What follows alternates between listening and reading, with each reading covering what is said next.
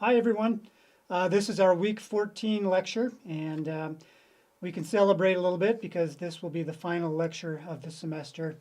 I will work with all of you during this week to figure out some logistics for how we can get together, hopefully through Zoom, and talk about our projects, do some brief presentations for each other. And so, as we come to the end of the semester, you've been working on strategy for 14 weeks now. But I wanted to spend a little bit of time talking about actually the execution of strategy. 2 or 3 years ago, I was involved in a conversation about university strategy, and one of the faculty that was involved in the meeting made a comment that has stuck with me. He basically said, we are really good at generating ideas. We are really bad at executing on those ideas. And it struck me at the time, but as in the couple years since, and as I watch what's happened, especially in my organization, what I've come to appreciate is that spending a lot of time and energy and emotion on doing strategy, doing strategic planning, it can generate a lot of positive feelings. But if nothing positive happens after that, if you don't actually execute on what you say you're going to do, it ends up being more than just time wasted. It actually ends up being, I think, damaging to an organization. What I've found is that it leads to a lot of cynicism and frustration. It makes it even more difficult the next time when you try to create some strategy and make some progress, that people just feel like, well, here we go again. Nothing happened the last time. And so it really is critical to make some positive things happen. Whether you end up with, achieving all of the goals that your strategy had envisioned, maybe isn't as important as just people seeing that, yes, some progress, some positive outcomes did come from this. So the reading that I had you do this week is from this book, The Four Disciplines of Execution. And it's a book that I read actually not too long after that conversation. It was something I read during the process of the University of Montana's strategic planning efforts that I was involved with a couple of years ago. And, I'll be interested in hearing what you think about this book. I'm still trying to decide kind of what I feel about it.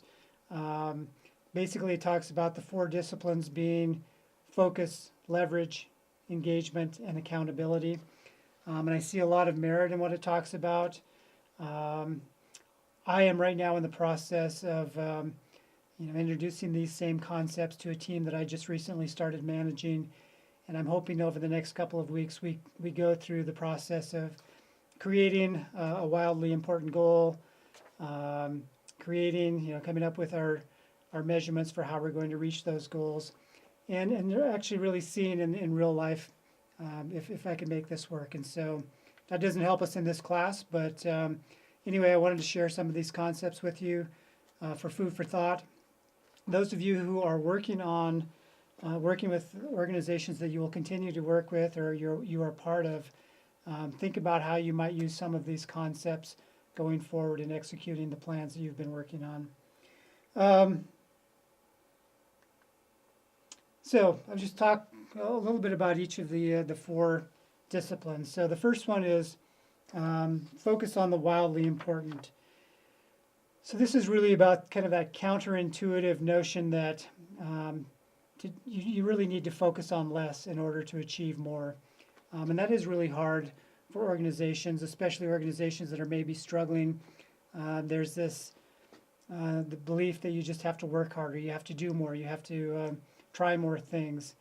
And it's really important, as I talk about in this book, narrowing your focus is critical, in large part because you're working in an environment where the day job is still there, the whirlwind as they call it, all of the things that you have to take care of to keep the daily operations going.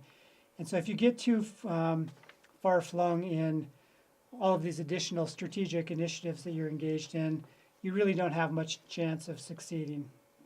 So the book, outside of the chapter that I had you read this week, has some rules for creating these wildly important goals. And so the first of these is that no team focuses on more than 2 WIGs at the same time, and really one is critical and the best practice. So focusing on that one most important thing that you can accomplish.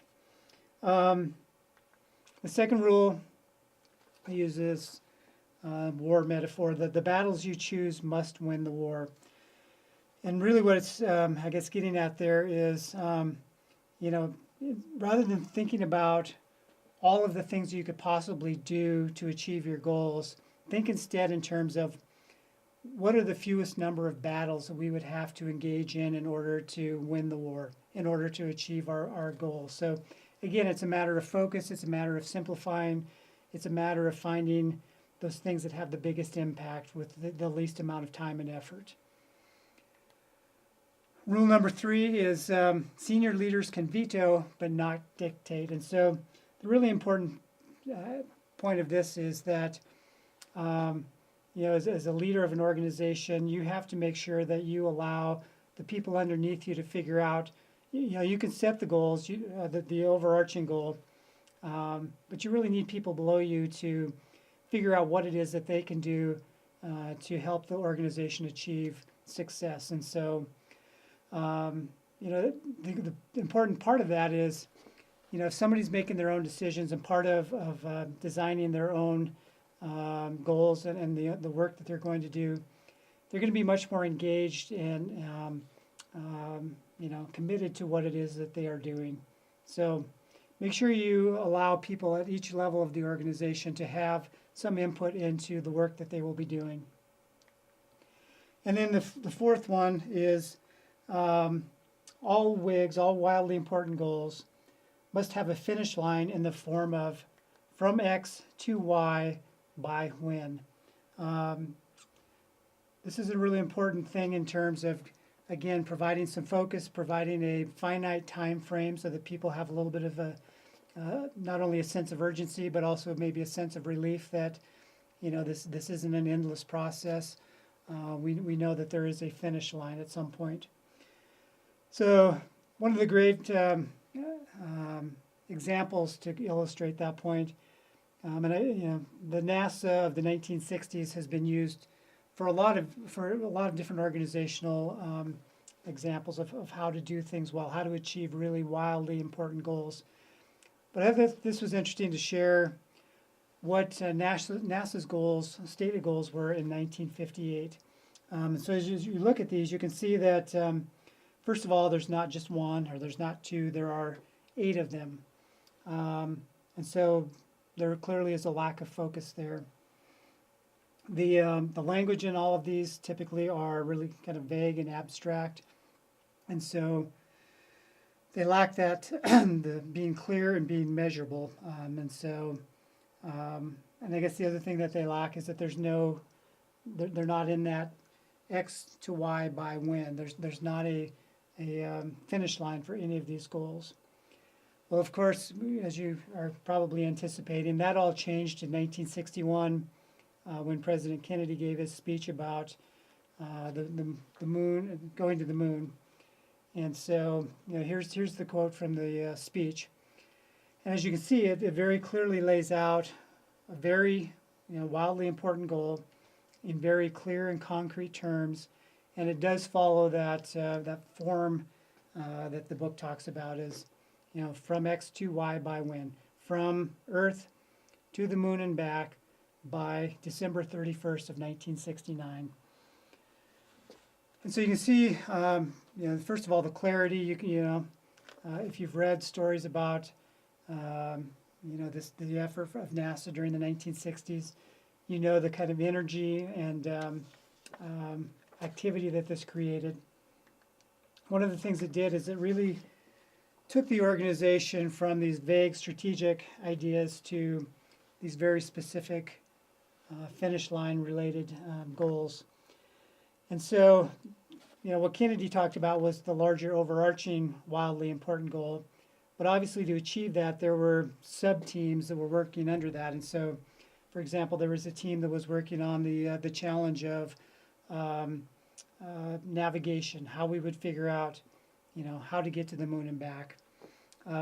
There was a team that was working on propulsion, so they were working on this challenge of how do we create the rockets that are strong enough, that are powerful enough to lift the payload, get it out of Earth's gravity. There was another team that was working on the challenge of how do we keep our astronauts safe, keep them alive to the moon and back. And so all of these sub goals, all of these sub processes were aligned. They had that coherent action, as Rommelt talked about, that were all aligned towards the larger goal. So the second of the principles is about leverage, and that is the idea of acting on lead measures. So as you read the article this week, it talks about the difference between lag measures and lead measures, and hopefully that'll be clear as you read this. But basically, the lag measures are is what you are actually measuring. It's what you're trying to achieve. And so, if for example, if you are trying to achieve a certain percentage of customer satisfaction, that is the lag measure. And it's a lag measure because you don't know whether you have succeeded in meeting customer satisfaction until after the fact, and you measure that. And so that's important to have that measurement that you're going for. But what the book talks about is that the lead measures are the things that are important in terms of achieving and executing on that goal. And the lead measures have a couple of different attributes to them. One is they are predictive of success. They are things that you would assume if you do these things, they will lead to success in your lag goal or in reaching your wildly important goal. The other thing that's important about lead measures is that they are activities or behaviors that are influenced by individuals. So you have control over them. In the end, you don't really have control over whether your customers are satisfied or not, but you do have control over, how long it takes to serve them, those types of things. And so, really important to think about if you're using this concept, to think about both the lag and the lead measures. And then the next, actually, I was going to share, the authors use an example of weight loss to kind of illustrate the point of lag and lead measures. And so this is actually a screenshot from an app that I've used in the past that's called MyFitnessPal. And it is the idea of the app is it is an app that helps you basically do the right behaviors to meet weight loss goals. And so this screenshot in particular shows you really your wildly important goal and the lag measure. And so it's showing you where you are now, your current weight, where you want to get to, your target weight. And then it shows you, you go through a process of figuring this out, but it shows you basically that in this case, the goal is to go from 155 pounds to 147 pounds in 8 weeks. So very much fits that form that we talked about. So this is the lag measure. Well, what's the lead measure? So what are the things that are predictive of weight loss, and what are the things that you have control over, influence over? And so the app does that as well. It gives you, basically your net calories. If you are under a certain number of calories per day, or if you intake fewer calories than you expend, it is predictive that you will lose weight. Conversely, if you intake more calories than you expend, you're probably going to gain weight. And so this is a nice tool that I've used. We'll come back to it here in just a little bit when we talk about the scoreboard and kind of show you how it works. So that's the third thing is you create engagement in this process by keeping a compelling scoreboard. And so there are a few requirements to have a compelling scoreboard. One is that it's important that the scoreboard shows both the lead and the lag measures. So that's it's got to be very visible to the team that both you're making progress on the things that you say you're going to do, and you're making progress on towards your final goal. And so it's got to be simple. And basically, the gist of it is team members have to be able to look at it and say, and know immediately, yes, we're winning or we're losing, and we need to adjust our behaviors. So here's the FitnessPal app in terms of looking at the lead measures and showing you, like I said, in very simple terms. Here I can see that in 5 of these days, these are not my screenshots, by the way, I just grabbed these off the web, but in this case, this person met their daily lead measure goals of being under a certain net calories 5 of the 7 days, and for the week they were under their goal. And so positive, but there are a couple of red flags there that you can look at as part of your scoreboard. And then the scoreboard, looking at your lag measure, your weight loss, you can see, yes, okay, we made progress, and 5 weeks in, we've gotten, we've lost 5 pounds, so yes, we are making progress. So the final part of this process is the accountability part, creating a cadence of accountability, creating the habits and the commitments that actually make the execution work. And so when you're talking about doing this as part of a team, the book talks about typically this means you have weekly, maybe daily meetings, very short meetings, where each team member talks about, they report on, did they meet their commitments from the previous week?